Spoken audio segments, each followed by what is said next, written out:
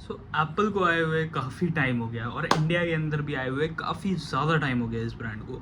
But जिस तरीके की पॉपुलैरिटी इस समय इस ब्रांड ने पकड़ रखी है कि भाई पूछो मत।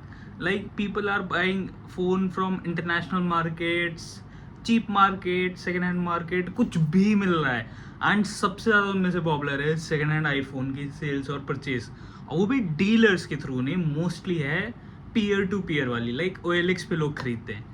तो अगर आप भी एक आईफोन खरीदने वाले हो और बजट है आपका 10 से 15 हज़ार रुपये का, OLX पे ढूंढ रहे हो, तो मोस्ट प्रोबेबली आपको ये मिल रहा होगा। ठीक है, ये आईफोन XR है। ठीक है, 2019-18 में लॉन्च हुआ था, 19 में ज़्यादा बिका था, तो 19 का मॉडल ही ज़्यादातर लोगों को मिलेगा।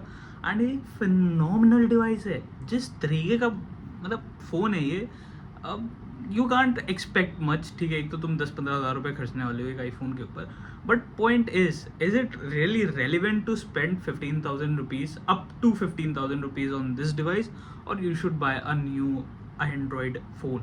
और उससे एक चीज़ बता सकता हूँ कि इन फ़ोन्स में स्मूथनेस की कमी नहीं होती, इनमें लैग नहीं होता है, इनमें सॉफ्टवेयर बग कम से कम होता है, एंड इनमें ब्लोटवेयर इंस्टॉल होने के चांसेस बहुत कम है। तो अगर तुम्हारा पर्पस सिक्योरिटी का है, गो फॉर इट। अगर तुम्हारा पर्पस प्राइवेसी का है, गो फॉर इट। अगर तुम्हारा पर्पस कैमरे से है, गो फॉर इट। अगर तुम्हारा पर्पस है टशन जमाने का, गो फॉर इट। अगर तुम्हारा पर्पस है एक अच्छा फ़ोन, ठीक है, एक अच्छी रीसेल वैल्यू के साथ भी, क्योंकि आज भी तुम ले लोगे ना, और 2-3 साल इस्तेमाल करने के बाद भी तुम इसे 6-7 हज़ार रुपये में तो बेच ही लोगे, क्योंकि इसका कुछ नहीं बिगड़ता भाई। 6 साल में जिस फ़ोन का कुछ नहीं बिगड़ा, उसका 2 और साल में कुछ नहीं बिगड़ने वाला। अब अगर मैं इस पर्टिकुलर डिवाइस के बारे में तुम्हें एक ख़ास चीज़ बताऊँ, तो 6 साल हो गए हैं फ़ोन को, एंड इस फ़ोन की बैटरी कभी चेंज नहीं हुई है, एंड ये बैटरी सर्विस में जा चुकी है। अगर ब्राइटनेस थोड़ी कम कर देते हैं, ठीक है, बैटरी सर्विस के अंदर है, एंड 77% पे भी ये फ़ोन आईफोन 13 जितना बैकअप डिलीवर कर रहा है।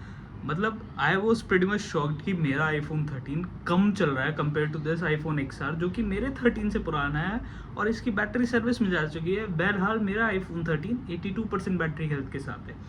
तो मतलब इस फ़ोन की बात ऐसी है कि अगर तुम्हें 10 से 15 के बीच में एक बढ़िया वाला मिल जाए, ठीक है, खुला हुआ नहीं होना चाहिए। देखो 3 चीज़ ध्यान रखना, खुला हुआ फ़ोन ना हो, कोई रिपेयरिंग ना हो, कोई मॉडिफिकेशन ना हो। कोई अगर तुम्हें आईफोन 15 प्रो की बॉडी में डाल के दे रहा है, जो इसके साथ बहुत हो रहा है भाई, इस बेचारे को बहुत प्रताड़ित किया जा रहा है मार्केट के अंदर ये सब करके, तो अगर तुम्हें इस तरीके से मिल रहा है मत लो।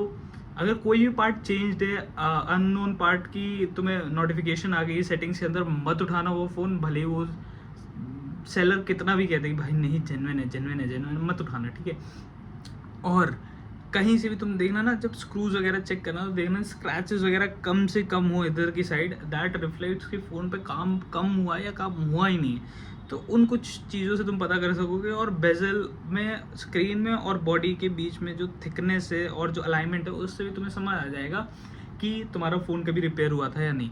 अब अगर तुम इन चीज़ों को चेक करके एक आईफोन 13 लेते हो तो बेहतरीन है। ठीक है, कैमरा के सैम्पल्स मैं अटैच कर दूंगा।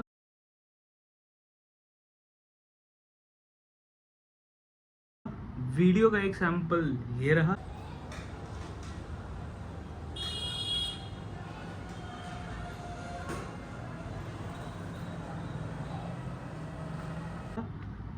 और माइक और बाकी चीज़ों की तो कोई बात ही ना करो, क्योंकि भाई ये at the end of the day Apple है, और अगर तुम इसे लोगे और ढंग का लोगे तो 2-3 साल में तुम्हें कोई प्रॉब्लम नहीं देगा ये फ़ोन।